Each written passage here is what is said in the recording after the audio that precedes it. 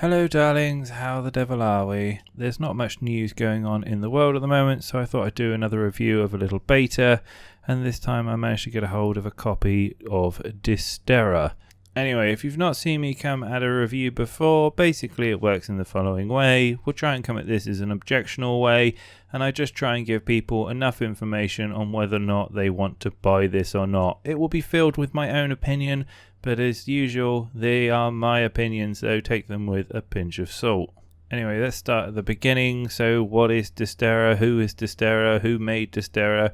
Well, it's made by a small little studio called Reality Magics. They've done 3 games in the past. They've done a VR game, they've done a game called Space Blockbuster, and the recent is their survival game Dysterra. Now, I know absolutely nothing about the other titles. I can tell you that one of them got okay, and the other one got mixed reviews, which was their VR game. But the games are pretty cheap. They're not overinflated like a lot of early access games you see, so much respect in that regard. But yeah, let's talk about Dysterra. So when I saw Dysterra first of all and I loaded it up, my initial thoughts were instantly, it felt like a mixture between the Unreal Engine, because that's what it's built in, PlanetSide and Rust. And I say PlanetSide for 2 reasons, because one, the map is absolutely ginormous. I don't think I've ever seen a survival game with such a big map before. And the secondly is the whole weapons and aesthetics, and even the enemies that you fight have a very PlanetSide-esque vibe, even the colouring and the textures. And that's not to say that's a bad thing, because it's not something I come across very often, but it is a very distinct style. So when you start, you'll get to choose between 3 zones. One of them's for the more hardcore players with rich resources. There's a normal zone with like NPCs around, and then there's a newbie starting zone. And I guess that's part of the reason why the map is so long, that you'd end up with 3 distinct biomes of players, and eventually when everyone's settled and wants to move on out, then you'd meet somewhere in the middle. So let's talk about what the game is all about and the gameplay, etc., and what you do in it, and then I'll talk about my gaming experiences, and then we'll finish off with some general thoughts and feedback. So essentially it is a bit like Rust in the future. You are in a world where you have to basically pick up all these futuristic like elements and so on to do your buildings and bits and pieces. There are NPCs and there are also players. So when you spawn in, you're given this brief tutorial on what's happened to you, etc. And then you're given this list of tutorial, which is basically a build shopping list, and it basically just explains how to create items, and by doing so you're encouraged to go off and kind of find the resources to build a specific item. And there are some helpful kind of tooltips, so if you're not sure where to get a certain resource, if you hover over it, it'll tell you where it's most likely to find them. But aside that, you are kind of left to your own devices, and it is very sandbox-esque, in which I mean that it's you choose your own adventure. So unlike other typical survival-esque games, you don't need anything particular to harvest special materials. You have a robot arm which has a whole variety of features, and yeah, you use a big old laser to basically suck out all the resources that you need. And when you go up to a node, you basically have basic ones. So there was like a big futuristic element, and there was rock, and then there's like various scrap elements around the map, and when you harvest those, you'll get not only components, but you also get scrap material.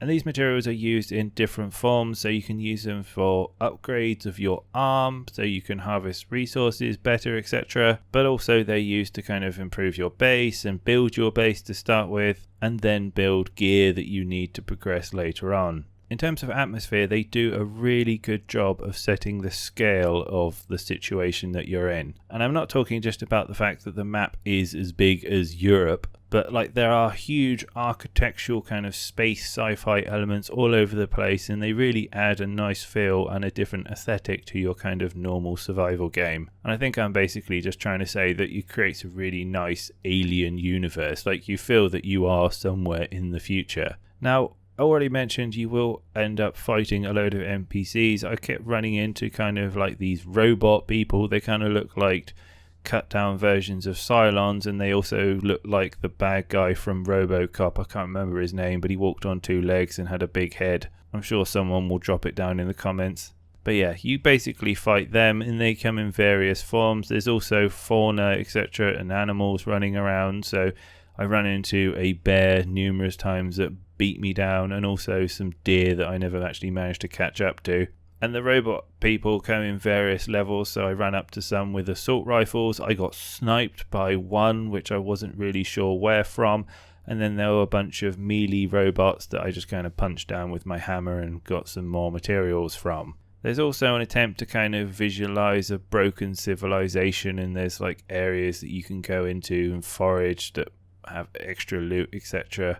But of course they have an additional risk to them because they're filled with tougher NPCs, so it's that whole risk reward situation. Now I didn't have enough time to kind of check out the landmark dominating pieces, because apparently if you capture certain areas you get to accelerate or decelerate something called Terrifier. But the whole idea that you can alter the world and the biome, etc. by holding zones is pretty cool, and I thought a little bit different and adds a certain strategy element to the game.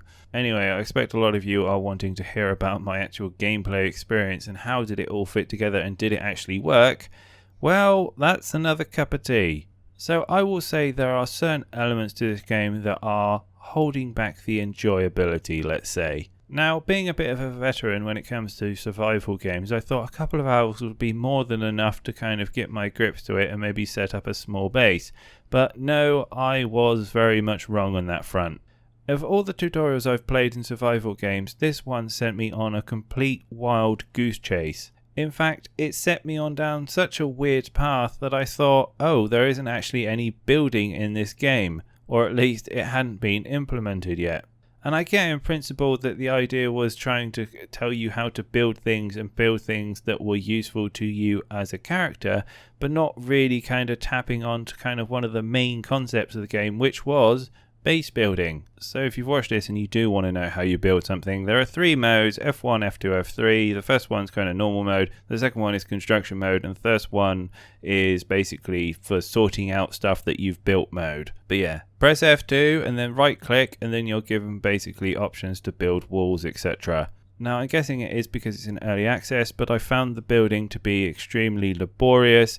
The resources aren't all that common you need to build them, so basically you have to use stone, and it was so few and far between, it just became dull and a bit of a low energy point. So in the end I ended up building some sort of 1x1 building and left it to its own courses. And this was a common theme across the whole server. I went on the most high pop server I could find, and just buildings weren't that common, and I guess it was the same feelings that I had, that it just wasn't that enjoyable to build them because it took too much time.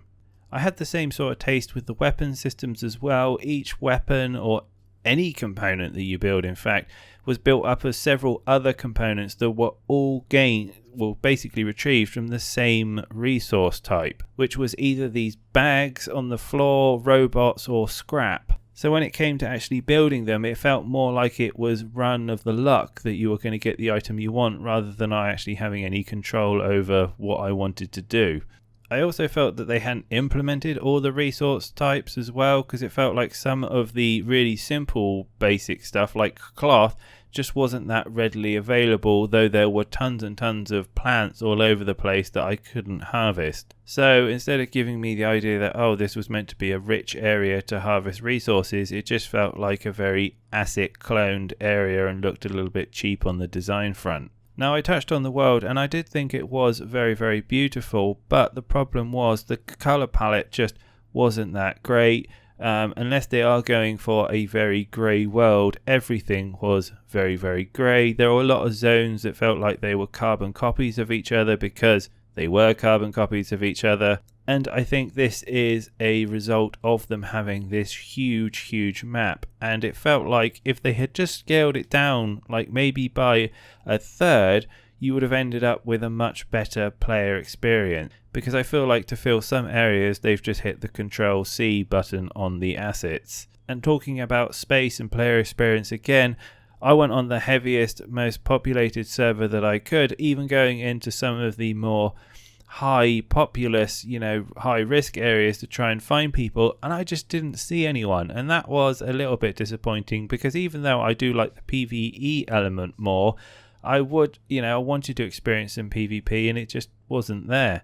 In fact, all I found was a graveyard of barbecues all the time. It was like this is the place where barbecues go to die or something. Now, as I said previously, it is basically a futuristic toned down version of Rust. And while that's not necessarily a bad thing, because Rust is a great game, I don't know if Rust being in the future is enough for me to pick up a game and play it, especially when you feel like there are a lot of features missing at the moment, and in the survival market they are very, very rich when it comes to features now, and you know, the bar has been set quite high. I think with more time and its evolution, as it is only in a beta, this could be something really good and really fun. I also instantly got the impression that this was a game that you just played with your friends rather than a solo experience, because there really wasn't a solo journey that you could go on. It is very, very sandbox at the moment. You are making your own journey and your own adventure, and if you don't do something good with that, the game isn't going to handhold you in any form whatsoever. I think credit to the devs, they have created themselves a project where they know that there is a lot of expansion that they can do, and they can really build it into something quite cool. But by the same vein, I think they have tried to build Rome in one day rather than focusing on doing one thing specifically really, really well. Currently the game is in beta. I'm not sure how you actually get hold of a key. The devs very, very kindly gave me one to do a review of the game. But if you do get a chance to try it for free, I highly recommend at least poking your nose in and telling me what you think as well. I can't really tell you whether or not I'd buy it or not, because I don't know what the entry price point is at the moment. They have historically done very, very cheap games on release. And if this was an early access release for about £7, I probably would pick up a copy, because I think over time you would get your bang for your buck.